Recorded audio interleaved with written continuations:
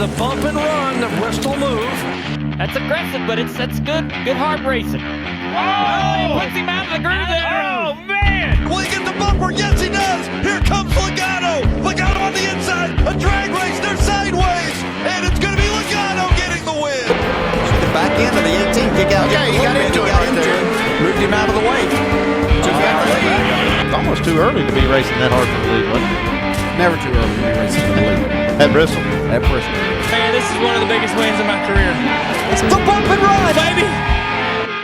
Yeah, welcome to the Bump and Run podcast. I'm your host, Michael D. White, joined by my two best friends, Matt the Statman Reilly and Eric Daytona Ron. Hope you guys had a great weekend. Hope you guys had yourselves a James Dennis Hamlin type of weekend. Haven't called him that in a while because he was your big winner at the Bristol night race, and he beat all of your favorite drivers. Fellas, make sure you like, share, subscribe. Podcast available every Monday or Tuesday night. Spotify, Stitcher, iTunes, Amazon, iHeartRadio, all that stuff and more. You can find us everywhere. YouTube available every Tuesday morning or Tuesday night. It depends on what day we record. Fellas, how's your weekend? Eric, do you have a party this week? Matt, how's the family? We're all in sorts already. Good. We had my dad's neighbor, who's more like family than a neighbor. Every year he throws a Notre Dame tailgate party, and they usually pick a team where Notre Dame should beat the brakes off of, so it's like an enjoyable experience and everything like that. So that was Saturday, and it's a big drinking fest. You're outside, the weather was beautiful, you're watching football. And then I had to get home, for the race. And then there was a little bit of a delay, which allowed me to get a few more beers in me than I probably should have before the race started. And the race started, and it was in wall-to-wall coverage football on Sunday, and back at it on Monday. It's the grind restarts. But I'll tell you what, boys, this weekend, you know what this weekend is coming up? Texas, Bree's birthday, Monday. All of those things, but it's also fair weekend. The Bloomsburg Fair. Fair. So Notre Dame has a huge night game on Saturday night. So to keep us busy, we're going to go to the fair for the day. It's like Pennsylvania doesn't have for everyone outside the area. Pennsylvania doesn't have an official state fair. The Bloomsburg Fair is essentially Pennsylvania's state fair. It's huge, and you just eat so much fried food and people watch, and I love it. They used to have a cool dirt track down there too. We went once last summer, and then they shut it down this year. All the people of Bloomsburg petitioned against the noise, which I think is horse shit. So we never got back down this season, and then they shut it down like midway through. But how about you, Eric? How was your weekend? How was the party up the hole on Saturday night?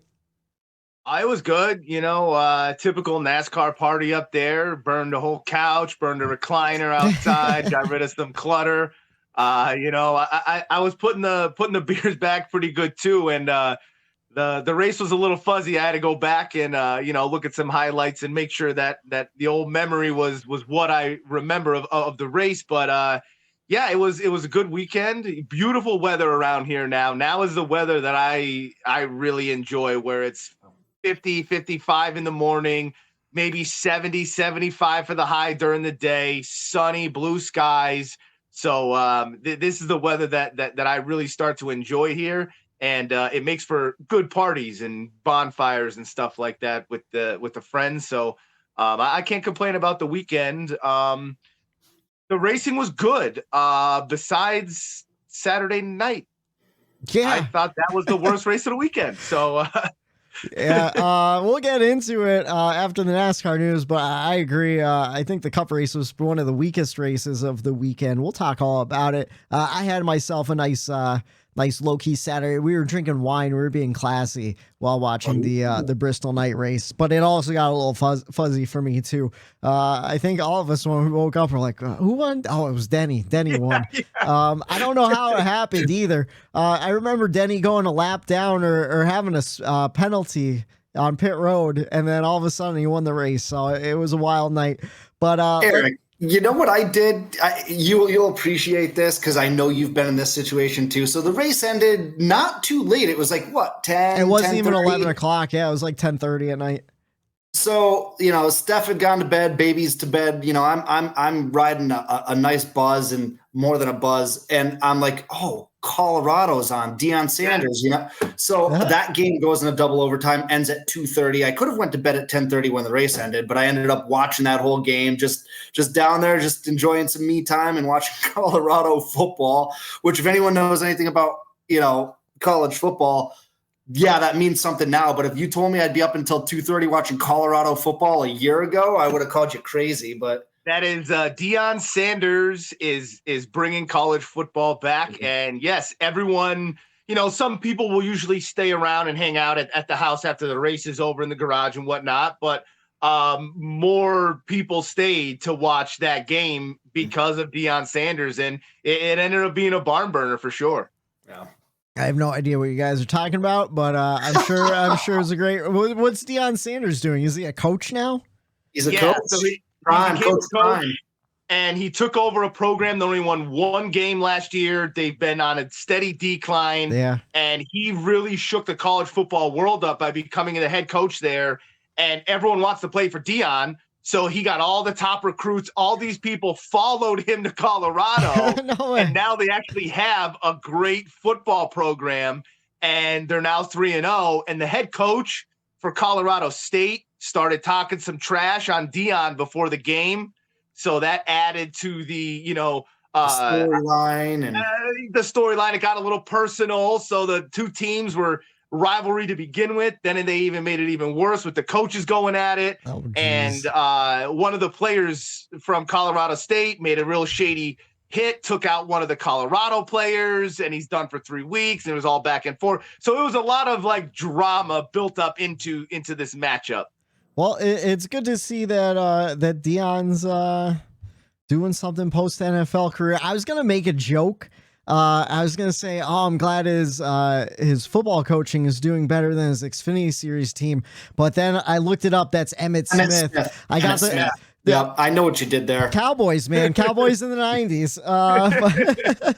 But that's pretty interesting. You guys want to jump into the NASCAR weekend, though? We got some NASCAR news to cover. Actually, a shit ton of NASCAR news. Yeah, I was gonna say the news is actually starting to get a little more now. Silly season it's upon us now, boys. Oh yeah, silly season ramping up. The first piece, Brandon Jones will return to Junior Motorsports next season. A lot of people were unsure if he would stay at Junior Motorsports or go back to Gibbs. That was one of the early rumors in the Xfinity Series silly season. What do you guys think about Brandon Jones sticking around and driving for Junior? Wearing my Junior Motorsports hoodie now. I hate it. I mean, I'm sorry. We don't mince words around here. I don't like it. Yeah. That 9 car was like the premier car of Junior Motorsports. You had Chase Elliott winning championships. You saw what Noah has done in that car. Tyler Reddick won a championship. Yeah. And then Brandon Jones is running 18th all the time. So when they made that move last year, when they announced it last year, I was like, why? I don't know. He didn't do much with JGR in my mind. He had won a couple races here and there, but yeah, it's money. I know, I get it. The sponsorship came with them, but doesn't do anything for me. So see that he's coming back, not the biggest fan of that. Who's Brandon Jones' kid? Doesn't his dad run Ream or something?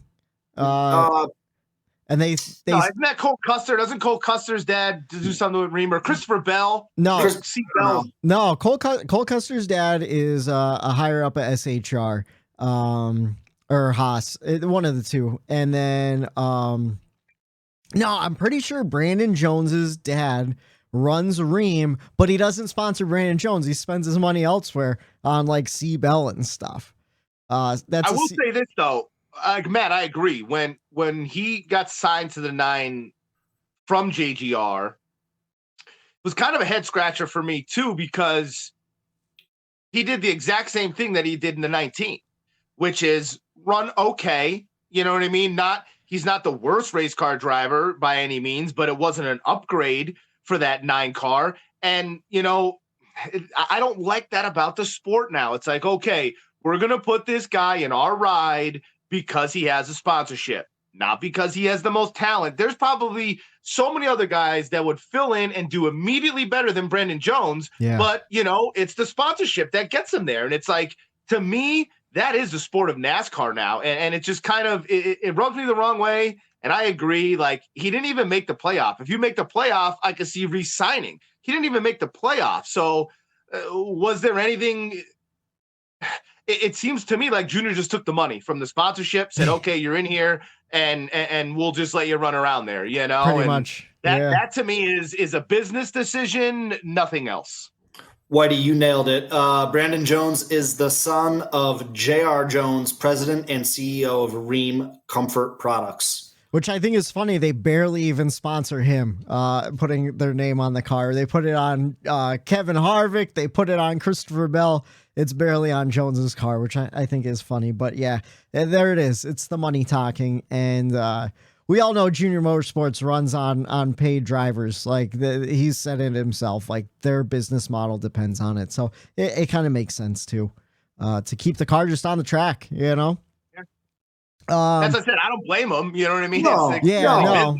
We all get it. But is it something we all like? No, by any means.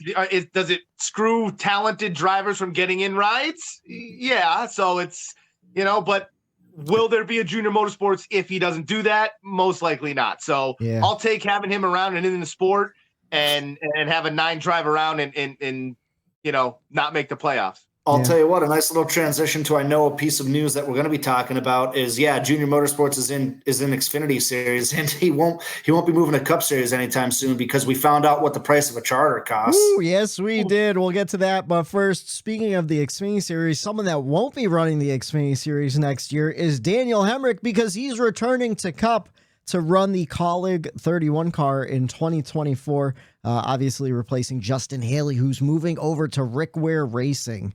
In a shocking move. What do you guys think about the return of Daniel Hemrick?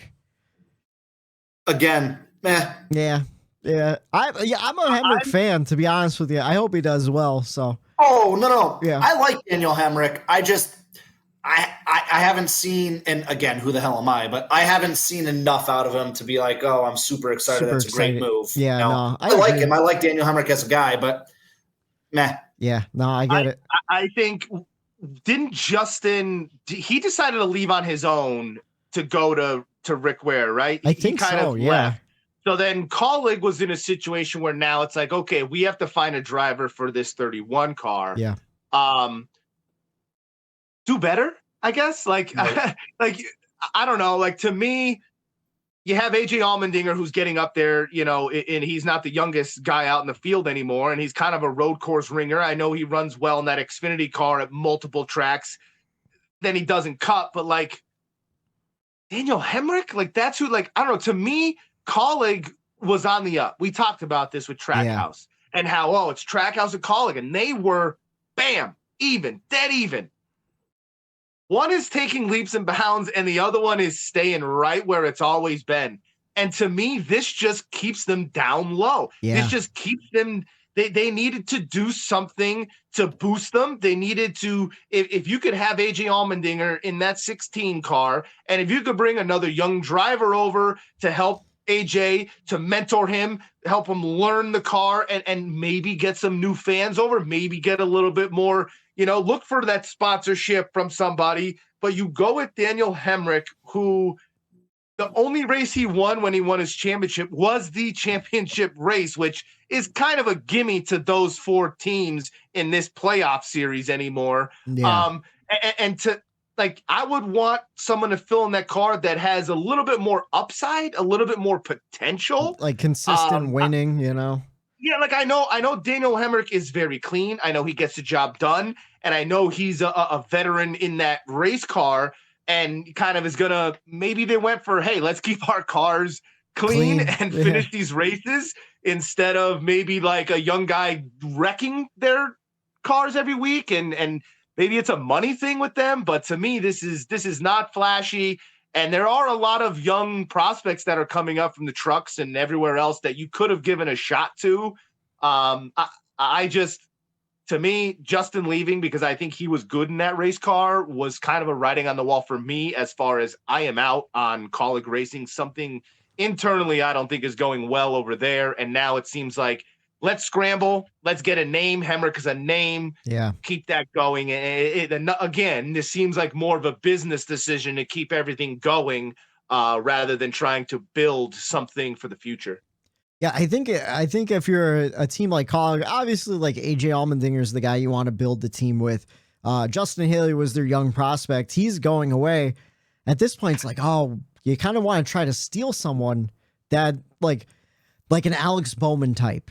You know what I mean? Like that's who I would be going after. A proven winner. Yeah, it was someone who could elevate your program, or even if you need to go like rookie. I would have went like, I mean, obviously this was probably in the works and done deal way before Carson Hocevar was really showing what he could do in a cup car. But like that guy seems like the hottest prospect right now over the last couple of weeks to see what he's doing in that 42 car.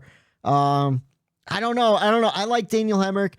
He was one of the first drivers I rooted for when I started watching in 2019. He was in the 8 car. But at the same time, like he hasn't really done much in 4 years since I started watching. Yes, he won a championship, but he won it on a last lap pass, which was badass. But that was John Hunter Nemechek's championship that year, like hands down. You know, that was John Hunter's championship. Like, I don't know. I don't know. It's weird, man. It's weird, but we'll see what happens in 2024. We'll see if he can elevate the program. Maybe they'll get some more resources in. And I heard another rumor about someone that was recently suspended and then brought back in. But again, we'll leave that until an official announcement, but I'm sure you could put together some pieces there. Speaking of, though, we mentioned that charter deal. Live Fast Motorsports sold their charter to Spire Motorsports for $40 million. And then in the same move, Zane Smith also signed a deal with Trackhouse Racing to run that Spire car with an alliance. Live Fast will continue to run an open car part-time next season. So BJ McLeod not going anywhere either. Again, a fat payday. What do you guys think about that? Good for BJ McLeod, businessman of the year. Absolutely. $40 million.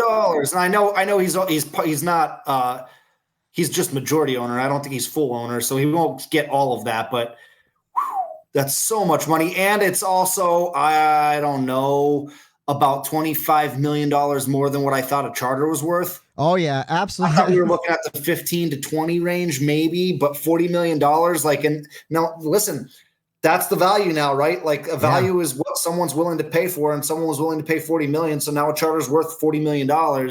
And so no one's going to sell it for less than that, right? So like, I don't know what that does to the sport. Honest to God, I don't know enough about it to know whether that's really good for the sport or really bad for the sport, but like, that's so much money. I think it's good if you own one, and if the speculation of this TV deal and the money that's supposed to go to teams does work out. Because if it doesn't, then it's like way overvalued, and you're fucked. I think what that's going to do as well is we're going to start seeing ownership groups. Yeah, join the NASCAR Cup absolutely. Series instead of just a Dale Jr.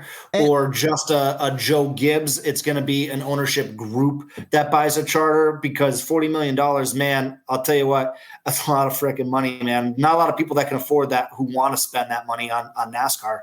And surprisingly too, like that's kind of how Spire started. Like Spire was a talent agency, like they represent guys.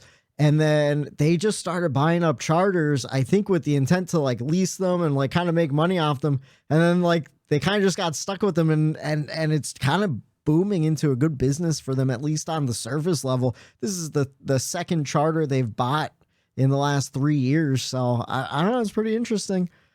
I absolutely hate it.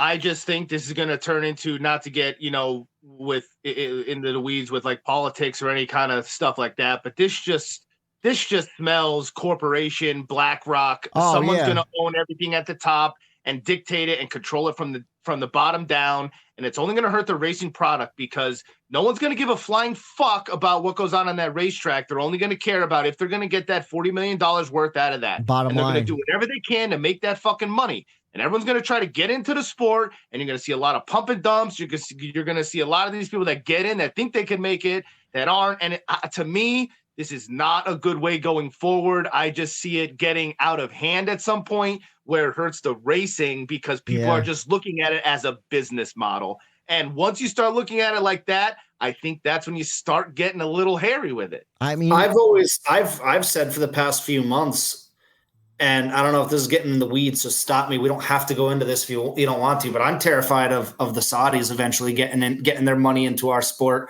Well, yeah, look what they do with golf, live golf and everything. Golf. Look, they're buying teams. They're going to eventually buy leagues. Like the Saudis have an endless supply of money over there, and they're getting into sports because that's where all the viewership is. That's where all the money goes to, is sports, as far as entertainment goes.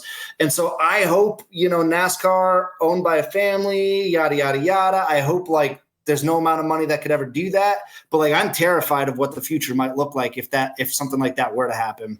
They're the ones who can afford it though. They're the ones who can afford it. Well, I mean, you want to know, Eric made a great point that I didn't really think about, but it kind of went into what you said, Matt, too, where it's like investment groups and stuff. Like that's exactly what it would come down to. And we kind of already saw this with Petty. The whole entire Petty team for a long time was owned by an investment bank group and everything. And Petty was pretty much just the name on it. And we saw how bad those cars were for a long, long time. Right. What did that do? It ruined the product because someone's just trying to make money. And they're not going to dump more money into. So let's say I buy a charter for $40 million. Now I want to make profit on that $40 million. I want that $40 million to turn into $80 million down the road. But you have to keep that. You have to keep that company afloat, or that team. In this case, in NASCAR, you have to put money into it to the point where it's able to race on Sundays. You're able to make a little bit to keep going so that you're operational when time comes to maybe make some money on that sale. And that's exactly right, Whitey. Petty was just putting enough amount of money back in to where they could show up every week. Yeah. They could run some laps and have fans cheer them on, but they were never going to be anything. And that is where it scares me, where it's just going to hurt the competition. It's going to hurt the product out there. Yes, you have one car, the 43 car, that was doing that. So big deal. It didn't kind of show through that's kind of the model. Well, you have more than one. Now you have multiple teams and cars that are getting bare minimum money. We're basically getting back. We'll get back to starting park rides just pretty so that you can have a charter. You know what I mean? And that's going to suck, because then does that teeter, like we're saying, in the next couple years, where you have a Jimmy Johnson and a team that has the money, that's putting it into the racing product, win 5 years in a row in all the races, because all the other teams, they don't care about winning or making, they just want to make the money. So you could have a skewed in the product and in the I don't know. I just think this is not a very good thing. It just from looking at it a broad sense, it screams just businessy. And I think racing's going to go to the back door, which it already kind of is, because of money and this and the new vendor and the car and, we can't do this, and engine and horsepower. When every one of those drivers knows horsepower, if certain things will fix issues, but what does it always come down to? Money. This. And that's where it kind of mean like, man, it sucks, Yeah. I mean, money's the root of all evil. It gets in the way of a good thing. I think the scariest part about this whole entire deal is, though, it's all speculative on the next TV deal. And if the TV deal, if the race teams don't get the cut that they're looking for, and according to all reports of the RTA and stuff like that, they haven't made any headroom in getting a bigger chunk of the pie or anything. So now you're just overpaying for what you think might be worth something in 2 years that could kind of be worthless too, And we'll see if Spire and some of these guys shelling out all this money get burned in the long run, I mean, Trackhouse, this is a little bit different. Pitbull will go out there and make an album, and he's got his money back. Oh, yeah. So it's like certain teams, like Matt's saying, they're going to have that Pitbull. They're going to have that Michael Jordan. They're going to have that one person that has that money that, like, if they do, hey, it's not that big of a deal kind of thing. But yeah, I just the product. I don't know what it's going to do to the actual racing product, because if I'm Joe Gibbs, I think he's absolutely kicking himself for not having that 77 and that 95 car, because you're already behind with only 6 Toyotas out there, right? So now you get Legacy, you adding 2 more Toyotas to the group. But you mean to tell me Trackhouse isn't going to use that BJ McLeod car for setups and let's throw something wild out there? That's a test car out there, buddy. You know what I mean? So like all those years that Gibbs was winning in 2012, 13, but all throughout there when they had those expansion cars, there is a benefit to those because you're not putting all the money in. You don't expect them to win, but I think you also are getting a ton of data from those cars that other people aren't. And I just think that's a benefit. So I think Trackhouse, man, you pay $40 million, but to them, I think it's going to only make them better. Yeah. Yo, I saw a sports business article I read through the other day. Do you know how much Michael Jordan makes a day from Nike alone? Oh, probably something $700,000 a day. That's outrageous. which equals over $255 million a year. No one needs that money. No one needs that much money. That's outrageous. Unbelievable. That's outrageous. No. So yeah, he'll buy all the charters. Maybe he'll be the one to save us from the Saudis. Well, you want to what, Matt? I wouldn't worry about the Saudis too much, and I'll tell you why. Because it's an old adage in racing. How do you make a small fortune racing? You start with a large fortune. It's just a fucking money pit. No one's making money racing. Nobody. It's all just ego stroking and stuff like that. All of these owners own something else, and this is their side project. And we love it. I love it for it. Let's see. Rough. I didn't look ahead. Sad news to talk about. Sherry Pollock's longtime partner of Martin Truex Jr. They broke up before the season, but she passed away after a nearly decade-long battle with ovarian cancer. So very, very sad news there. And then the Clash. It's going to return to LA in 2024. What do you guys think about the Clash returning to LA? I like it. I've enjoyed it. You know, we've gotten 2 years out of it, and I've liked it. I know we've talked about before, you know, maybe moving it from location to location. I'm a little surprised because I thought that like them building a purpose-built track was kind of like a test to see if they could do it elsewhere. Yeah. So I'm surprised that they didn't maybe look into other locations. But I think it's a great market. You know, LA. You know, are we racing in Fontana next year or no? Probably not, right? Because they've already.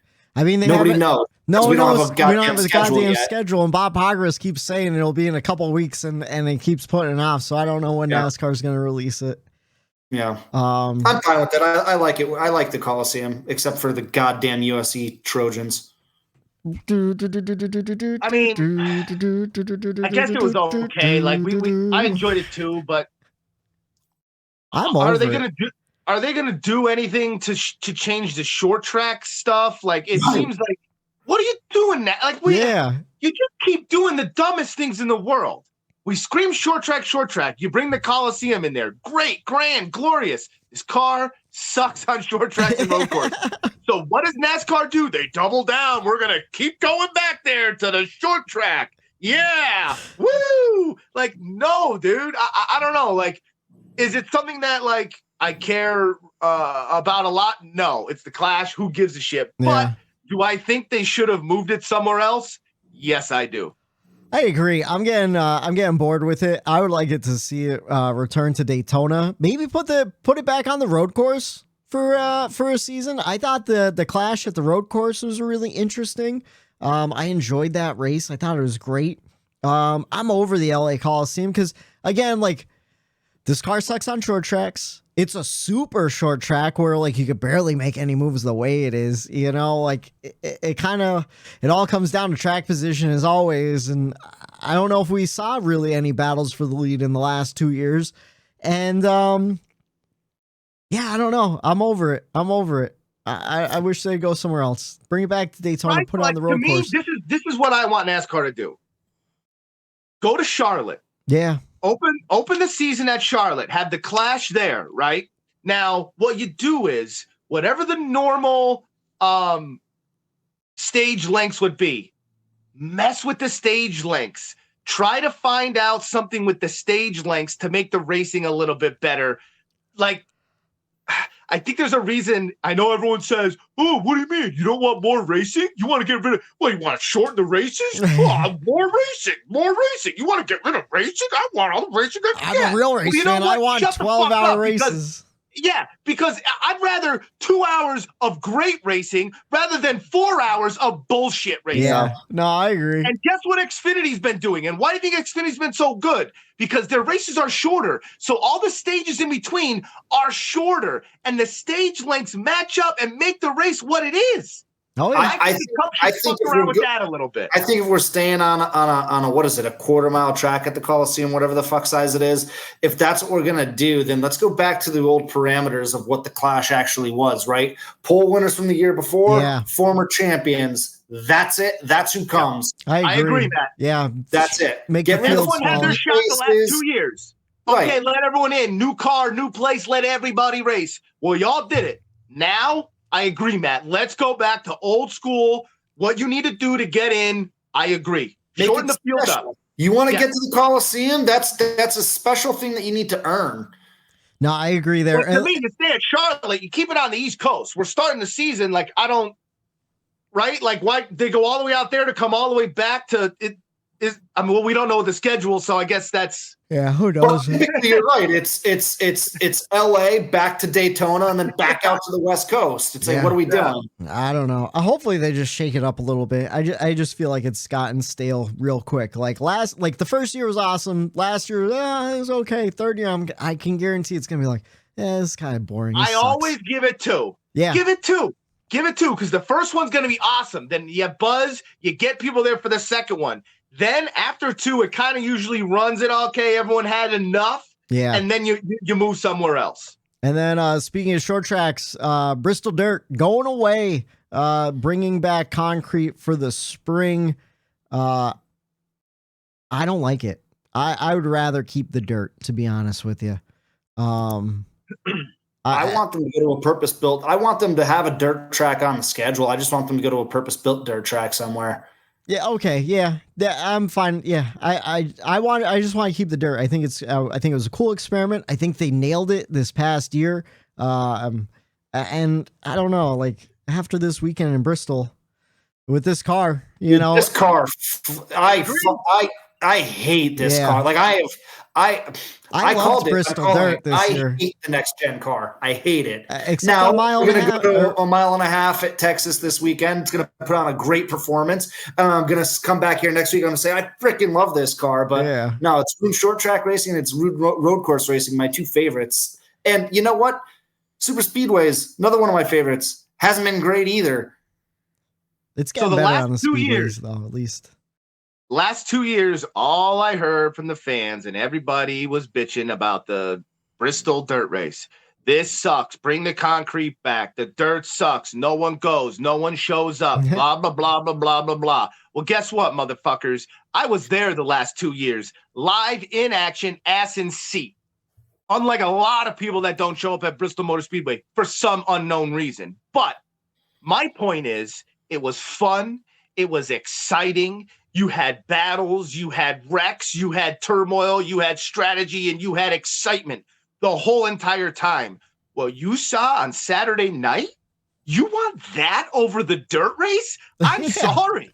I'm taking the dirt race.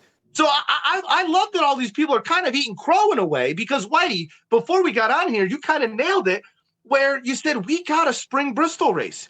No, we didn't, because the spring Bristol race was awesome on dirt. Down dirt, yeah. We got an old spring Bristol race. Old spring race, and that we didn't even get that because they were good with the old car. So it's like what we have, we just keep once again NASCAR.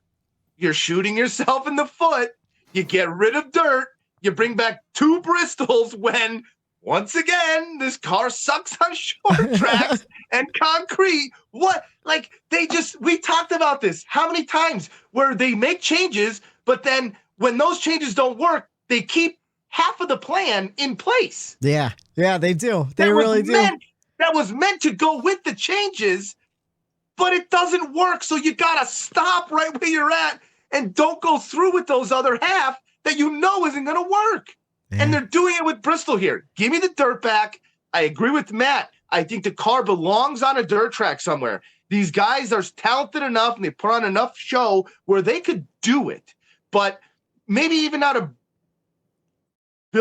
purposely built track. How about you throw dirt over Richmond?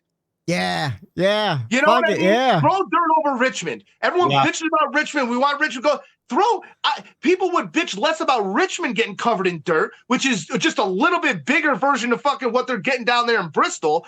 Cover Richmond with dirt and go there and take one of their dates away, or change the whole Richmond to dirt and just get rid of Richmond. Is there a D-shaped dirt oval anywhere? Is that possible? I'm sure there is. Yeah. Okay. I don't know much about dirt racing where I'm like, oh, can we do that? Can we do a D-shaped oval? I think that'd be. I think that'd be awesome. They want, you know what I mean? You just pack the dirt. You kind of just. Yeah. I think, and you want to know what? The thing about the Bristol races, they took all that package stuff off. It was just a car jacked up with enough room in it that they could get over stuff.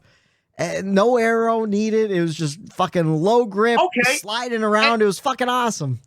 And it was like NASCAR didn't want it to work because back-to-back years, they schedule on Easter fucking weekend when that's normally an off weekend for the Cup guys.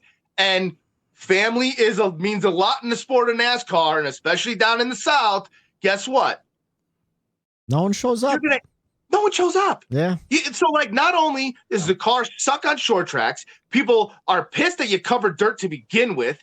Now you covered that, and you have it on Easter weekend, and then you're going to bitch about ratings and fans showing up? You can't. I'm sorry, NASCAR. You can't put it on us. Well, TV ratings are always great. It was the attendance that was rough because everyone's at home with their family watching on Easter night. I thought it was a great event. I still do. I love it. So I don't know. We'll see what happens when the schedule finally gets released. If we do go to a purpose-built dirt track somewhere, I hope we do. I hope we at least keep it one dirt track on. The reason why I'm quiet over here is because I agree with everything you guys are saying wholeheartedly. You guys are saying it for me, so yeah, I'm with you guys. And then another track that won't return to the NASCAR schedule, Road America. It dropped off the Cup schedule 2 years ago, and now officially the Xfinity Series will not return to Road America. Feel bad for all those fans up there because they're super passionate, and they do pack the place too, even for just Xfinity races. So really unfortunate for those guys. I feel their pain. We lost one of our Pocono races. You hate to see any track lose a date. The last Road America race, not the best, again, because of the new car. I mean, I don't know. I still think it was a great track. What do you guys think about Road America going away completely? Yeah, I don't like it. Yeah. I don't like it either. And I just think this is kind of, like you said, it's a product of the car, a product of what they're doing. And it sucks. You never want to lose a date. Like you said, why did we lost one at Pocono? And business decision. Sometimes just they have to be made. Yeah, I thought the Xfinity races up there were great though, so it's just unfortunate for them. And then two pieces. Carson Hocevar will run the 42 for Texas and Talladega, so he's been announced for 2 more races. We'll see what happens after that. And then Matt DiBenedetto a couple weeks ago announced he wouldn't return to Rackley War Racing next season. Said he had nothing in the works, no plans or anything. And then today, they announced that he won't return for the rest of the season. He was eliminated in the playoffs after Texas. Not sure if that had something to do with the early departure or not. What do you guys think about Matty D out of a truck ride and searching once again? He'll find something. Yeah. Or maybe he won't. I don't know because, like, again, money talks, and I don't know what kind of sponsorship he brings with him. I don't know if he really brings anything with him, to be honest with you. I don't think he ever did. Remember when he was searching for a ride in Cup when all the rumors were swirling and everyone was like, well, why can't he land something? Why can't he land something? And he just kept coming out and saying, like, I don't have sponsorship. Like, I can't get sponsorship. Like, I don't think that's changed. No, I don't think so either. I think Rackley War was kind of a self-funded team type deal. So I don't know. I don't know. I know. I don't know. Jamie Mack in the Fox studios next year. He'll be working in the Truck Series broadcast booth. Yeah. Now, I don't know how good this Rackley War was before DiBenedetto got there. I think they were a new team that just ran part-time the year before. But DiBenedetto made the playoffs for them. So I thought it was weird that DiBenedetto came out and said he was not returning. Like, did he say that because they told him he wasn't returning, or did he come out and make a statement like, I'm not coming back, I don't know where I'm going? Like, I wonder who or why, because it doesn't make sense. Like, there's 3 races left. Why not just run the 3 races out? Yeah, like Go finish your separate ways. You know what I mean? Or did DiBenedetto, like, did he say, hey, I'm not like, what if they wanted to re-sign him and he's like, no, I want to go somewhere else? And then they're like, okay, well, you just screwed us over because we wanted to re-sign you. So guess what? We're not going to give you an opportunity in these last 3 races. Go fuck yourself. You want to what? I feel like it was a go fuck yourself type deal. Yeah, I do too. Like, because like, so, why would you like I get it. Like, if you don't want to re-sign, you gotta hop on. Every day, every week is time to go look for a new ride.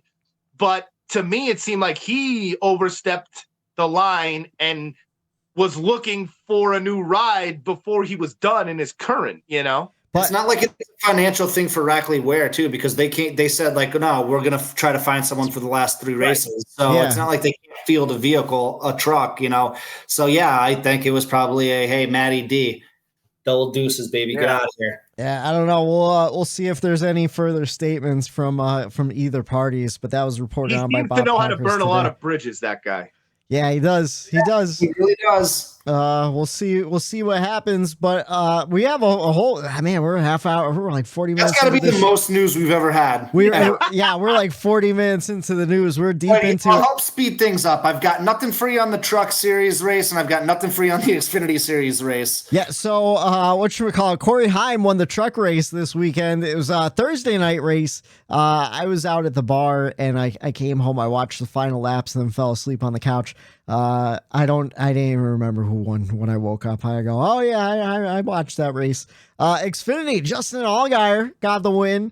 The Gator. That's a sick Yeah, the UFO Gator. shirt. And then the Cup race, Denny Hamlin led 3 times for 142 laps, locking himself into the round of 12. 2 hours, 48 minutes, 20 seconds was the time of the race. 6 cautions for 53 laps. We saw 10 lead changes among 6 different drivers. Denny Hamlin, Kyle Larson, Christopher Bell, Chris Buescher, and Ty Gibbs. Your top 5. Boys, what did you think of the race? What's your race grade? I gave it a C. I guess I could have given it something a little bit higher, but it just did not. Whitey, I think you nailed it as far as when you said it really took the air out of the balloon. Slow the momentum. As far as momentum and excitement and all of that. Like, usually you get that at Bristol. And don't get me wrong, the racing was okay. Like, it wasn't bad. There were still good battles. Obviously, you had Larson come from the back, drive up through the front. There were a couple people that you watched do that. And I don't know, until that big accident, it was kind of the playoffs that carried the storylines, not the racing. And to me, if this was out of the playoffs, this race, it would have gotten shit on. Yeah. I feel like if there was no cutoff, if there was no Logano involved in a wreck, if there was no, oh, is Truex going to make it to the next round? If this is just another race during the season, I really think people are bitching at this car at short tracks. And I think this is something that people are talking about, like, oh my God, like, this race wasn't what we wanted, but since it's in the playoffs and you have all of that surrounding it, It helped. those are the stories. It helps. Yeah, it it helps did. carry it through. So you take that all out. I think this race was just okay. Yeah, I agree. I'm just going to read mine real quick. I gave it a B-, maybe a C+. I thought the race was perfectly fine. It was fairly entertaining. The playoff storylines did the heavy lifting, though. There wasn't a whole lot of action when it came to the battles for the lead or through the pack. It was all playoff storylines. Without those, this would have been like a D+, C- race, I think. How about you, Matt? What do you think? Too, like a lot of the drivers did well that were in the playoffs running up front. So it like you didn't have, oh my God, like last week is Reddick. He has the same setup. oh no, Yeah, is my he's car? gonna Am I cut going a to blow a tire. tire? Like there was none of that involved in Saturday night's race. No. How about you, Matt? What'd you think? We're lockstep, guys. I gave it a C plus. Early on, the bottom was the preferred groove. We saw Chase Elliott and Keselowski, I think it was, drop fast because they couldn't get to the bottom on the initial start of the race. Obviously we saw that high groove come in later on as the race, the surface got worn in a little bit, which helped the racing a little bit. But, we saw a couple decent battles for the lead between Christopher Bell and Larson, and I think Denny and Larson in the third stage had a nice little battle. But outside of that, like, there weren't many major moments in the race. There was the Corey LaJoie incident, and we'll talk about that in a little bit. But other than that, like, I don't know, it was a race. I think my biggest problem I had with the race, though, is like, probably the reason why it was in the C bracket for me and didn't make its way into like a B- range is because, like, if you go back and you look, Statman Nat here, if you go back and you look, like, most of the finishers inside the top 10 had average racing positions inside the top 10. Yeah. Which tells me that we didn't have any comers and goers, maybe one or two guys here and there. So that's not really my cup of tea. Overall, the race was fine, but in my mind, fine isn't where the bar should be at Bristol. No, in fact, like, it was all playoffs that, like, the only thing I was really paying attention to for a lot of the race was Michael McDowell's position. Yeah. I was like, oh my God, like, he's running really well. If a couple of guys have like major screw ups, like, he could possibly point himself in, or he could win this race. I thought that was super interesting. Ty Gibbs. I was really rooting for Ty Gibbs at a certain point where I'm like, holy shit, can a rookie win Bristol? Can he make history right here, getting his first win? Like, Bristol is a tough track for anybody, let alone a young rookie like him, where I was like, oh, I kind of want to see that just to see some shit shake up, but of course we didn't see that. Yeah, I don't know. It just pisses me off. Like, everyone I've talked to, you guys, myself included, my dad, a couple other people, talking about this race, and I hear the same thing. No, the race is okay. The race is fine. Like, that's the fact that it was okay isn't okay. Like, it's Bristol, man. You ask 200, you ask 100, you poll 100 NASCAR fans, what's your favorite NASCAR track? And I bet you it's going to be 70-80% Bristol's the number one answer. And for the majority of NASCAR fans' favorite track being fine, okay, that's not okay. Like, that pisses me off. Like, we got to do something about this car, especially in the playoffs too. Like, something has to be done. That's what irritated me the most. Racing on a Saturday night, it's bullshit. Yeah, if this is just during the season, we skate on by. Okay, we take away a grain of salt and you move on. Yeah, But the significance. So, like I said, so far, I think NASCAR, they nailed it with Daytona cutoff. Yeah. Darlington opened it up. Kansas, high-speed multi-groove in the middle there. Like, these tracks in the playoffs, NASCAR, I checked them all the way through. Now, you look at this. Bristol. We're going to Bristol. Like, how do you not love that scenario? Yeah, like, how do you not love that? And this was the first time going through when I'm checking. Ooh, yes, win that race, win, momentum, carrying it on. I got to Bristol. Could not put that check mark there. It didn't hit. It put, like Whitey, like you said, sudden stop. Yep. And then now we go to Texas, which Texas, Vega, and the Roval coming up. Like, that should be a good round, a good entertaining round. It's wild. And for Whitey, a great round for your boy, dude. I said, like, when I fucked up because I thought he was going to have issues in that first round. I didn't think it was going to benefit him. This was the round I thought. If he gets to this round, this is a good round for him. Not everybody. And that is why I think it benefits him even more. I tell you what's interesting. For the first time in a long time, I'm really excited to go to Texas. We'll see if the racing produces, though. Again, they fucked up turn 1 and 2 so bad, though. If they never screwed up turn 1 and 2, like, this would be a great track for this car now. Unfortunately, it's like, It's But still. for all the tracks we shit on in the past 3 years doing this show, Yeah. if they were mile and a half that put on garbage shows, we said, get them out there. Yeah. And now we're calling to bring them back. We should, because that is what this car does well. Yeah. I am all for the best racing we could get. And if that's bringing back some of these mile and a halves, like the Chicagoland, I think they're coming back. Like they're bringing back some of these tracks that they said, no, this isn't working out. Yeah. They're bringing them back because that's what this car does. That's what NASCAR needs to do. Be smart about it. Do what the car does well.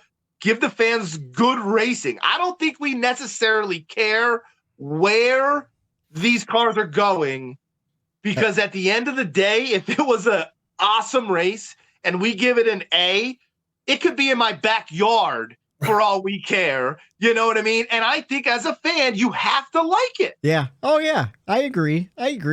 I'm hopeful that that's the reason why we haven't gotten a schedule yet, that they're still trying to work out some more mile and a half for us or something, you know? But we'll see. You guys want to jump into the checkers and wreckers though, and we'll do some more complaining. 49 for the lead. 1 lap to go. It's this week's checkers and wreckers. Oh, Eric, how's your neck after last week too? Eric, you shouldn't be doing that, man. You should be rocking out. Can't help it, dude. Rocker through and through, buddy. Anytime I hear some guitar riff, I'm gonna rock, brother. Hey, man, I'm a rocker through and through. Seeger, Def Leppard. Anyways, Joe Dirt line in there. No, Love it. Yeah. Joe Dirt. Your daddy must have really hated you to name you Dirt. It's pronounced Dirte. Let's see, checkers and wreckers. Let's start with Matt. What's your checkers and wreckers for the weekend? Yeah, so my checkers is gonna go to Denny Hamlin's interview right after the race, where he pretty much told the crowd that they're just booing him because he beat their favorite driver. And then when asked who their favorite driver was, he said everyone. All of them. That was such a villain thing to say, and like I honestly I loved it. Like it sounded like something that would like come out of Earnhardt's mouth, like Senior's mouth. Yeah. You know, I think that's one of those things that if he wins the championship this year, that's going to be one of those like those phrases, those interviews that they run forever. Because that was like the same with like the rattle. I thought the rattle the cage thing and like little interviews that like Darrell Waltrip's done in the past. So I mean, and the reason why it's my checkers, not only because I thought it was awesome, but we need a villain in our sport as much as we need a hero. And so like people love to hate. Like that's like everyone knows that. Like people love to hate, especially when it comes to sports. Yep. And then people tune in specifically to watch the villain lose. Like we saw it with Floyd Mayweather in boxing. We saw it with Tom Brady. We saw it with Alabama football, Darrell Waltrip in NASCAR. People tune in just to see successful villains lose. Yeah. Hey, is this going to be the race where he loses? Is this going to be the game where he loses? Villains move the needle. And I think what we saw, we've been seeing a build up to his villain role, but I think he's finally like, I'm just going to embrace it at this point. There's a couple things I want to hit there. One, if Denny wins a championship, like you said, just that'll be one of those moments in history that'll just get replayed forever because it's just it's a badass line. Two, pro wrestling. We've been saying for about 2 years now, some of these guys need to take a little bit of pro wrestling and just kind of create a character. You don't have to be fake, but like just embellish some stuff. And I feel like that's what Denny's doing. He's taking his personality. He's just putting it a little over the top. And I'm here for it. I love it. Like we said last week, I turned to Eric when we were watching the Darlington race at his house. I go, I like rooting for the bad guys. I like rooting for Toyota now, you know? And that makes me like Denny even more. And then the third point, Bree brought it up. She's like, why did they just show Chase during that? I go, This is what they need to build the storyline. This is classic storytelling where you have the villain, Denny Hamlin, And then you have the boy wonder, Chase Elliott. Can Chase beat the villain Denny Hamlin next week? Like, even if you don't have the rivalry, you can manufacture it in simple ways like that. Where that Earnhardt and Gordon. Exactly. We're selling t-shirts, baby, but that'll keep people coming back next week. Like, if you're a Chase fan, like Denny pissed you off on Saturday night, and you're like, well, let me tune into Texas and see if Chase could do it. Or if you're anyone, like, who could beat Denny now, you know? And it's not even like Denny's out there running away with all these wins like Kyle Larson did in 2021. You know, there's something there, though, and I love it. I'm here for it. Like, I love that checkers. It's a great checkers. I'll tell you what, I agree. Checkers, great. Denny Hamlin. I do believe what we're seeing here is a different Denny Hamlin. I think this is a Denny Hamlin that can very much win the championship. Now, going back the last couple years, I think you could say Denny has all the talent. Denny has the wins. Denny has the speed to win championships. But where I see a difference this season versus any of those others, he's not playing from behind. At this point last year, what is Denny talking about? Is his pit crew going to fuck up? Is he going to get another this? It was all negative stuff kind of that kind of surrounded Denny. And that's the way I looked at it. Like Denny, it's all Denny has this, but can his team get over that hump? You know, will his pit crew make that pit stop happen? Yeah. Denny always had the ability.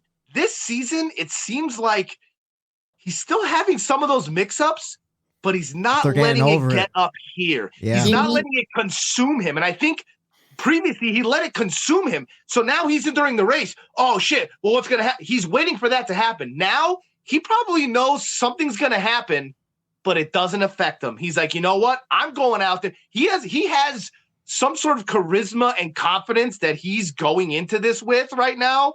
And believe it or not, I think it has something to do with that 45 car and Tyler Reddick being a part of his team over there.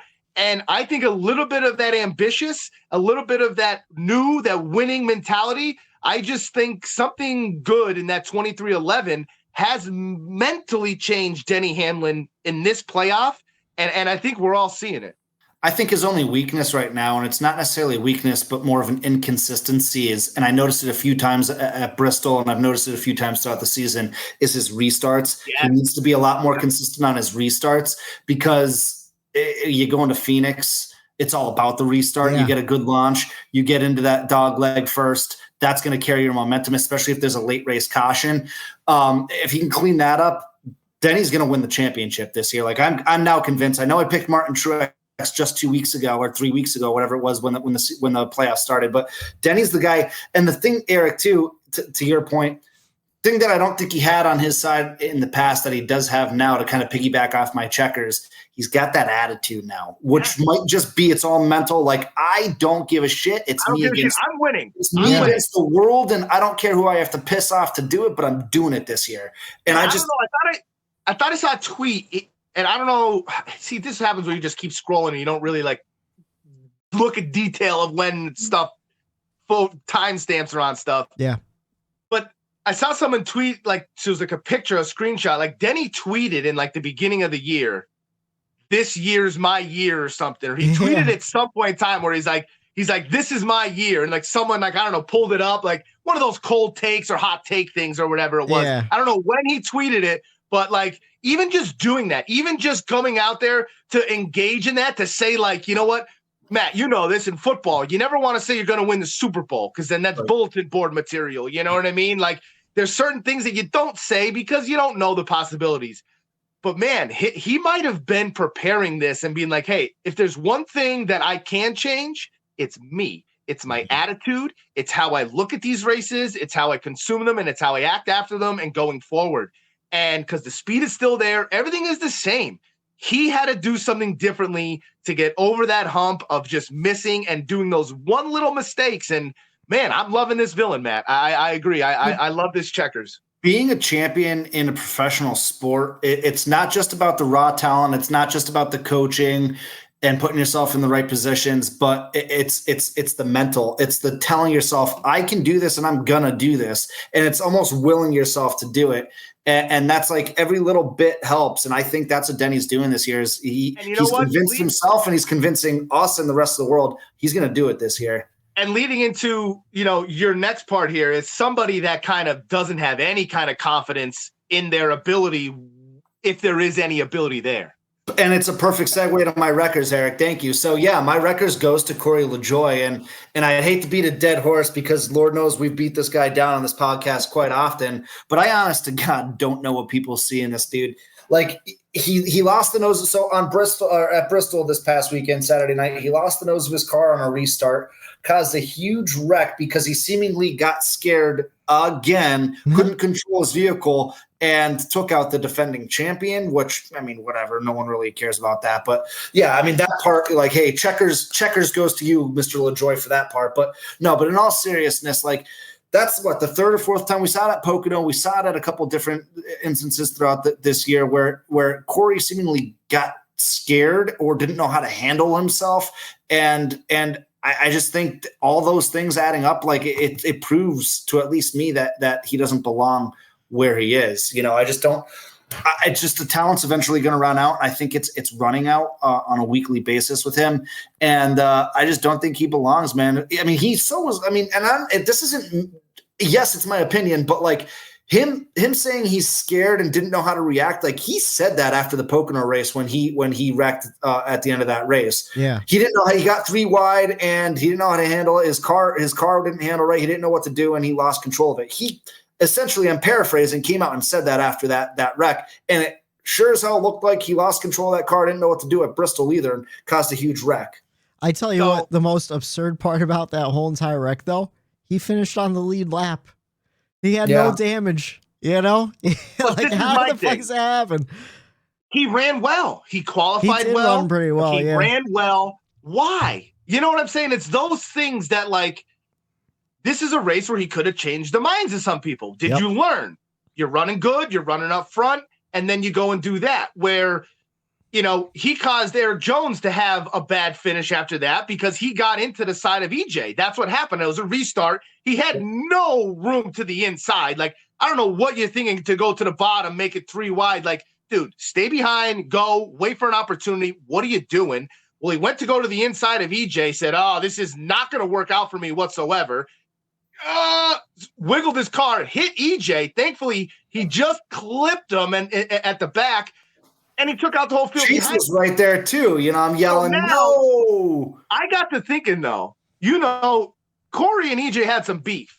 I do believe that when Corey gets up to that 43 and he sees that 43, he gets a little like up on the steering wheel, like, I'm going to get around you. I'm going to show you that I can race around and I'm going to get around and I can be you. What are you doing? And then that's when he always screws up. Yeah. Like when he tries to prove a point around people that he has kind of bad blood with, that's when he tends to kind of screw up and overdrive and overstep because he lets that emotion take over rather than hitting your marks and going through and staying in rhythm at a racetrack like Bristol. And Matt, yeah, like that, that was my records as well for the weekend. And once I saw that Matt had that, I had to wreck him too because for the same stuff, like it's, dude, you had an opportunity. I wanted to bring up the fact he was running well. Yeah.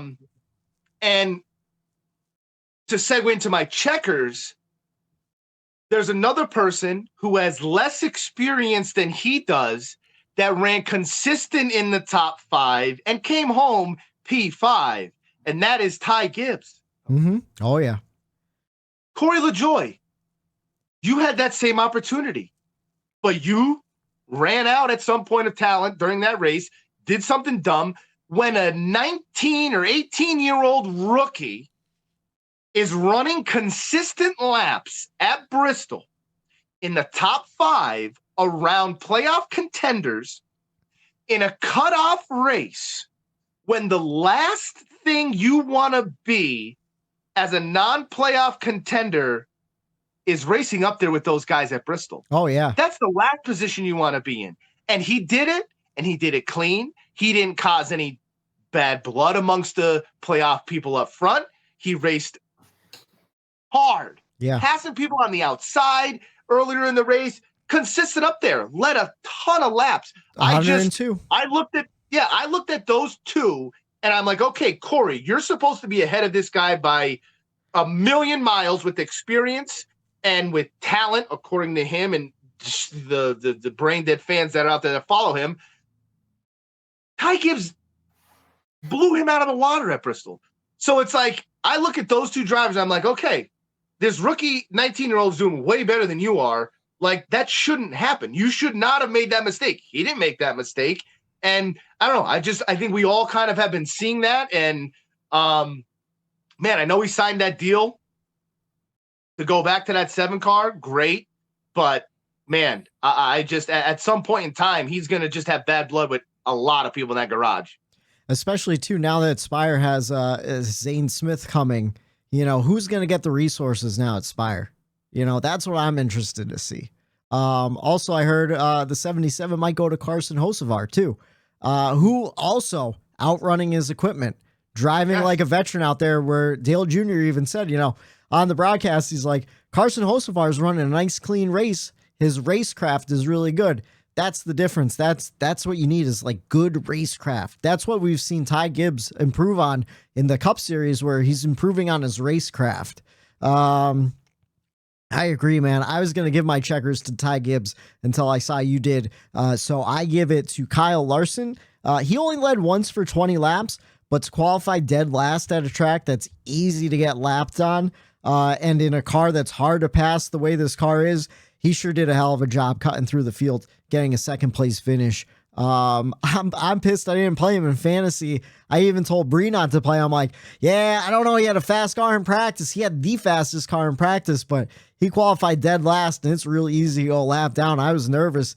And early on too, he only made up like maybe like 7 or 8 spots early on. I was like, oh yeah, here it is. You know, he's going to be battling, but he did a hell of a job. Got to give an honorable mention though on Friday night, Dale Jr. leading tons of laps. Yeah, hell yeah, man. For a guy that's retired and races one race out of the year, to see him leading laps, I thought history might have been made. God damn that fire. Like I know I said before, you know, I don't have anything for the Truck Series race. That was true. But I forgot. I did watch the Xfinity Series race. Junior was racing and I couldn't miss that. And yeah, it was awesome, you know, to sit back and just be able to root for him. You know, I love when he does the one. I know he's going to be racing Homestead. I can't wait for that. It brings me back to a few years ago, 2014, when he had his huge year, when he was still racing full time in Cup. And I just love when he gets out there, and to see him get up there and to lead laps and be in contention before he caught on fire. You know, and you know how much he loves the sport too. So he's probably in that car giddy as a mother, you know, get as happy as all could be. And so it was cool to see. Yeah, I love when he gets back in the race car. And I'll tell you what, man, Junior, he was wheeling it, man. He had a car to win, and I think if that fire doesn't happen, I think he actually does get it done. I think so too. And I think everybody in their bones, they felt it. I think they knew that was probably going to happen. Unfortunate, weird, absolutely. I couldn't believe it when it was happening, but just fun. He was racing hard. He was kind of getting into the doors of some people, and I know he didn't want to be, you know, causing any trouble in the playoffs, but he was still pushing the limit. And one thing that I loved was during the race, they showed a radio snippet of him and his crew chief, and his crew chief like, "Oh, you're a leader." And Dale goes, "Nah, I'm good. Shut up. Let me go." I'm like, he turned into pure racer Dale. And he's like, "Car's fine. I'm good. No more on the radio." And it's like, let me do my job. Like, I loved that, because it's like, we're so used to seeing Junior in the booth now. We forget what he was like behind the wheel of a car, which I will say this, absolutely hilarious. The radioactive that comes out of Junior when he's inside those cars, some of the shit that he says, it's been that way forever. It's been that way forever, man. Yeah. I went down a rabbit hole after that of like people like posting like different radioactives of Junior during races and like the stuff he says. He is a funny dude, man. Oh yeah. Oh, he's so funny. I tell you what, I love the Dale Jr. podcast. My favorite day of the week to listen to is on Thursday, when they're just getting silly and playing games and stuff now, because they split it up. They split the podcast up into multiple days, and he's just a funny dude. My wreckers though, and I feel bad giving it to him. Kevin Harvick and SHR, man. Rodney said it himself. They love Bristol. He never runs bad there, like his whole entire career. And to finish 5 laps down and get knocked out of the playoffs, it's just depressing, you know? And I don't know what they could have done differently. It sucks for a guy who's a champion of our sport on his way out. And I was hoping he'd be able to run for a championship at Phoenix, to be honest with you. Was it him, Whitey, that I'm talking Rodney Childers? Did he say, I've never had a car where I put the exact same setup in it? Yeah, and it did that bad. Act completely different. Like, it did not do anything the same that it did. And the setup was exactly the same. So maybe just one little thing missed the mark. Maybe it was the PJ weather, track conditions, something was off. That same car that he ran really well with. Like you said, he always runs well at Bristol. It just he missed the mark, and you don't find Rodney that thrown off. He seemed like a little shook about how that car handled out there, and he's usually like on point, or I know what happened. Like, that doesn't happen to him. And that's why I thought that was really weird, Whitey. And yeah, you have like, it's a good record because, hey, that was where they should have performed. Everybody has an opportunity to do what Christopher Bell did. And if there was one person Saturday night to do what Christopher Bell did, I think we all believed in that 4 car. He had the opportunity to maybe win and do what Christopher Bell did. And man, it was weird to see Rodney's reaction and how he said it. It seemed like he was very, very like shook by that. Yeah, I don't know. I felt, and that was the only thing I could really wreck. I'm like, man, what do I give the records to? I'm like, I have to do Kevin Harvick, and I feel guilty doing it, But yeah, like you said though, if there was anyone that needed a walk-off win like Christopher Bell last season, it was Kevin Harvick. Just unfortunate. But that's all I have for my checkers and wreckers. Let's go through some of the race notes. Denny Hamlin, of course, he came back from I think it was a speeding penalty to win, right? Yeah. Kyle Larson came from the back. We talked about that. Christopher Bell, we just mentioned, he had a great day. He led 3 times for 187 laps. The most impressive part, though, and I didn't realize it, he got the pole in every race of the playoffs so far.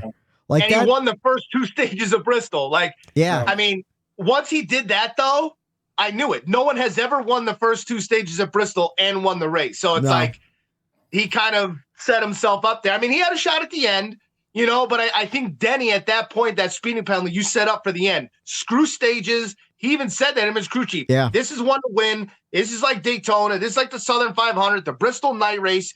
This sets the tone for what you're about this year and what you want to do. And they went out there with the eyes to win. They said, screw points. We're going to be good. Let's just go out there and try to get this win. They did it. I tell you what, I was disappointed in myself because I used to pick C. Bell at all the short tracks. And last week I picked William Byron. I don't know what I was thinking. I forgot how good he is. Of course, C. Bell really wasn't performing lately. Hey, that William Byron, he won me the weekend in points. So keep laughing. Anyways, Chris Buescher. Keep laughing. I have a very comfortable lead. Yeah, Chris Buescher only led 1 lap, but he was in the top 10 and for much of the night, scoring points in the second stage, pulled himself off a 4th place finish. That car was fast and all fast, but just not fast enough.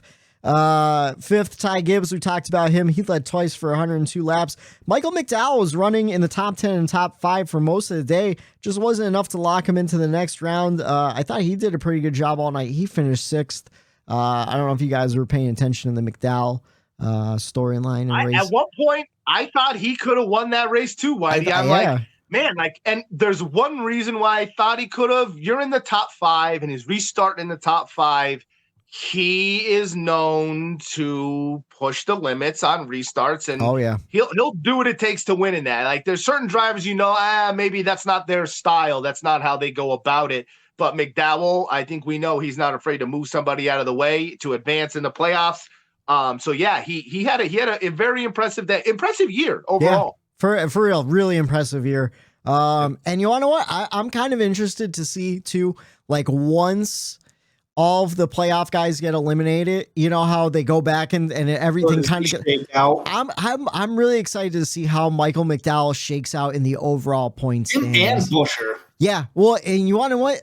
We were talking about this through text message. I didn't realize Chris Buescher, if you follow, me and Race Scrub were going back and forth. If you follow the Winston Cup point standings, Chris Buescher is in the old format Winston Cup point standings in second behind Martin Truex Jr. That's how fucking consistent. If this was 1999, Chris Buescher would be second in points right now. Yeah, crazy. And really though, and I saw a stat. I think he has the best average finish of the season, or at least he did, either going into like Darlington or Kansas. It might not be now, but his best, like he was the best with like an 11.7 average finish, which like, I mean, we've been paying attention, and even I didn't realize how consistently good Chris Buescher's been. So good day for him coming in fourth. Carson Hocevar, he came in 11th, overachieving the equipment once again. Like I said, rumored to be taking that 77 car. I don't know if you guys have anything else to stop me as I go through these. I'm just trying to think of other storylines. Bubba, he finished 14th, but he also advances out of the round of 16. And Martin Truex Jr. finished 19th, and he advanced out of the round of 16 thanks to Joey Logano's wreck, which eliminated him, and Kevin Harvick were also eliminated. What? Do you have a button over there for like a loud cheer, like a hell yeah? You know, let's go, Joey Logano. He's out of the playoffs. Fuck you, Kimmy. And to all the 22 fans, sorry. No, we're not. We're not. On behalf of the Bump and Run podcast, I will speak for all three of us. I will speak for the name on this podcast. We are not sorry, Logano fans. We are not. Anyways, we appreciate that you still listen. If you do still listen, I don't know. We might have chased all the Logano fans out of here long ago. But that's all I have for race notes. If there's anything I missed that you guys remember from the race, I don't know if you want to. Is that it? Here we go. I think we covered it pretty good. Yeah. We're on to Texas. All right. But before we get to Texas, we have to talk about the last place driver here on the Bump and Run podcast. Everyone loves to talk about the winner, Denny Hamlin, on a Monday or Tuesday, even though we barely even talked about Denny this episode. We like to talk about the guy who came in last place, and that was one Ryan Newman. He was involved in that wreck that took out Logano. He just so happened to be the first car off the track. So unfortunate luck for Ryan Newman, who boo-hoo. He couldn't hold up the leaders in the last stage. Yeah. Yeah. So bad. He couldn't. That's why Kevin Harvick got eliminated. Yeah. There was no Ryan Newman playing games to advance his position. Sorry, guys. But yes, we head on to Texas. Marty, you've got to come back with me.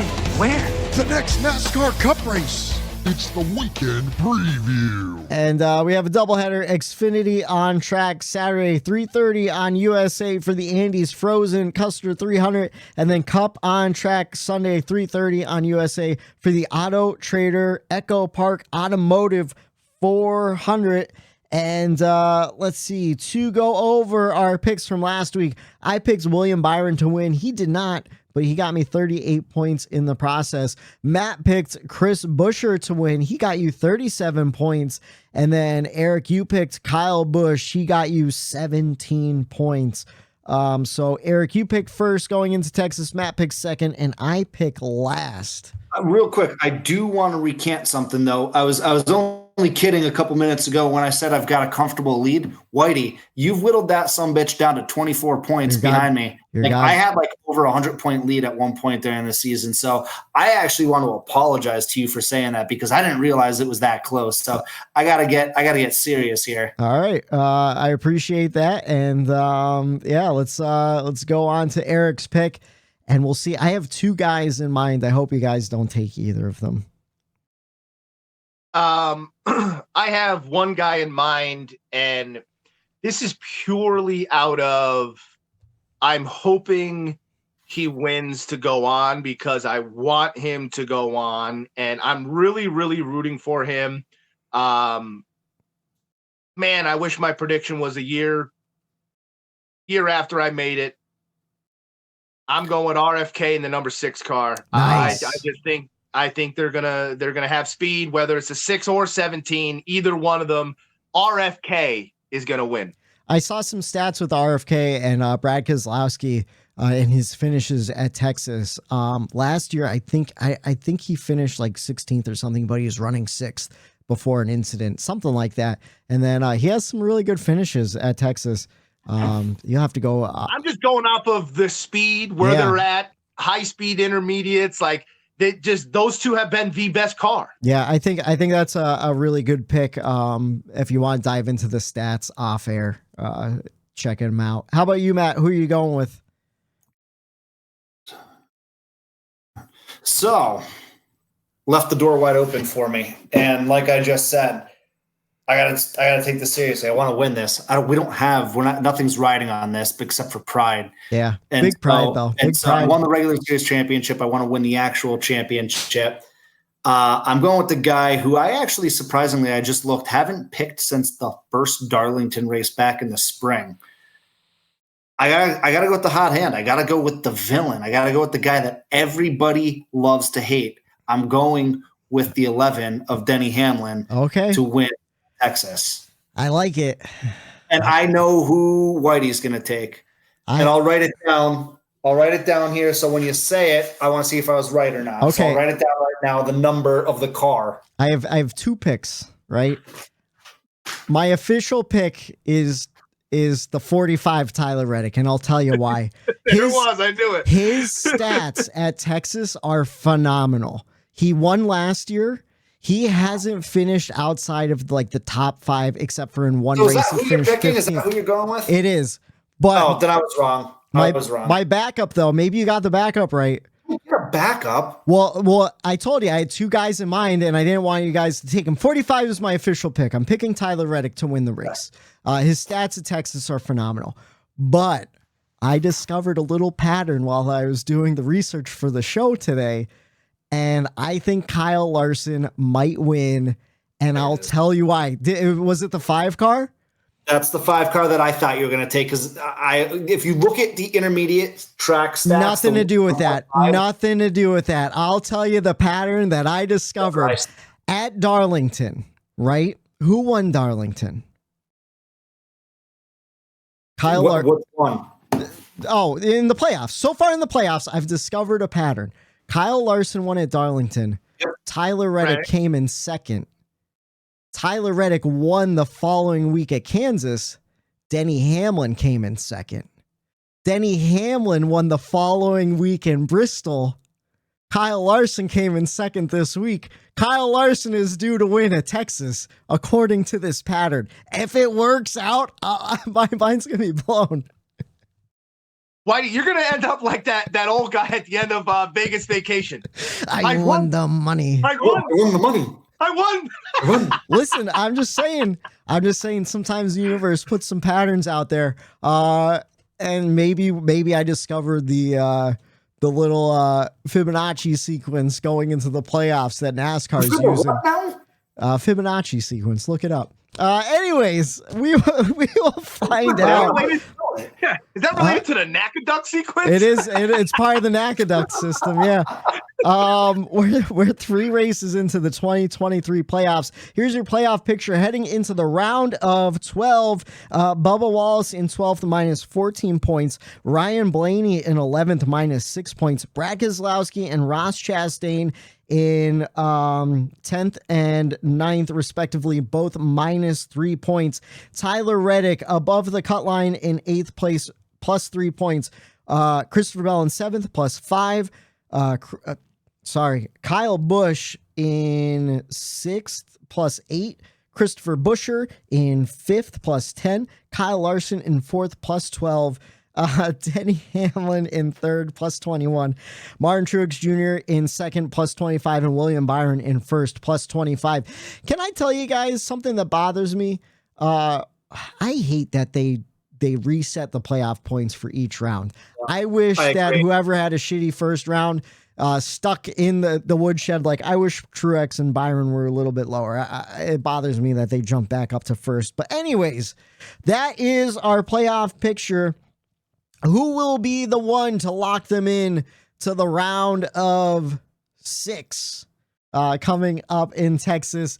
We will find out this Sunday, 3:30 on USA for the AutoTrader EchoPark Automotive 400. Could it be Tyler Reddick getting his second win at Texas in 2 years? Could it be Denny Hamlin, the boss man, going back to back and locking himself in? Or will it be Eric? I'm sorry. Who will it be? Brad Keselowski finally getting the win for the owner over at RFK after a stellar season for both cars. We will find out this Sunday, 3:30 on USA for the EchoPark AutoTrader EchoPark Automotive 400. God damn. What a tongue twister. And we'll break it all down for you right here on the Bumper Run podcast next Tuesday.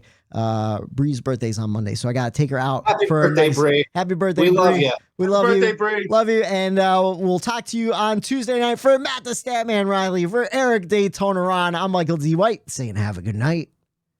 The Bump and Run. There it is.